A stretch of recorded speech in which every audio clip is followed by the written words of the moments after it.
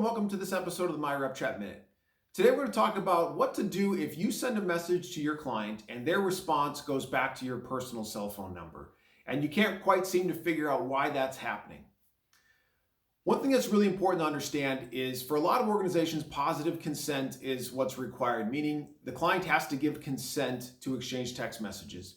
And for a lot of organizations, that starts by having the advisor send a message to the client has to respond with the word like accept to say, yes, I'm okay with exchanging business communication. Well, sometimes what happens is the word accept comes back, but it actually goes to the advisor's personal cell phone number instead of the MyRepChat number. And this can cause some frustration and some confusion. So let's talk about why that happens. Now, first thing, it's important to understand that smartphones these days are by nature very smart, and they're trying to think ahead to save everybody a lot of time and effort to do certain things they think you might do already. One of those things is updating a contact.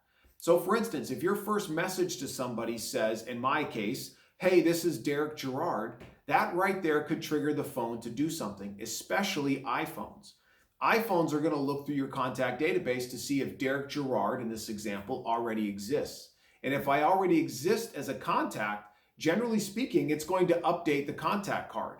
So now Derek Gerard is going to have a personal cell phone number, and now he's going to have an other number, or however they choose to classify it.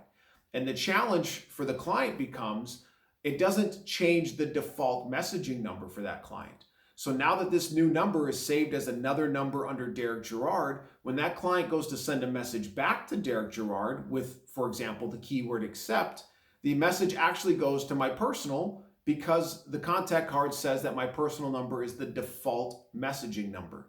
Now, again, this can happen. It happens more with iPhones than it does with Androids, but it still does happen. So the most important thing you can do if this happens is don't try to go back and forth through a text. My advice would be to call the client and let them know what happened, that their contact card now has two numbers associated with it. And my best advice to you is to always have your MyRepChat number or business number saved as a separate contact from your personal number.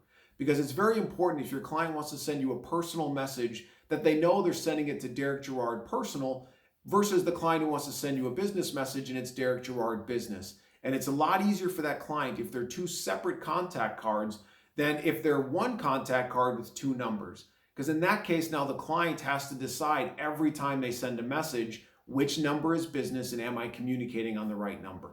So keep it really simple. Have them create a separate contact card for your business number versus your personal number. So just keep in mind that a lot of times it's not that you did anything wrong or that MyRepChat did anything wrong. It's these cell phones trying to outsmart us and trying to think ahead and do things that we think we want them to do. And generally speaking, we don't want them to do it in the way that they're doing, but there's not a whole lot we can do about it.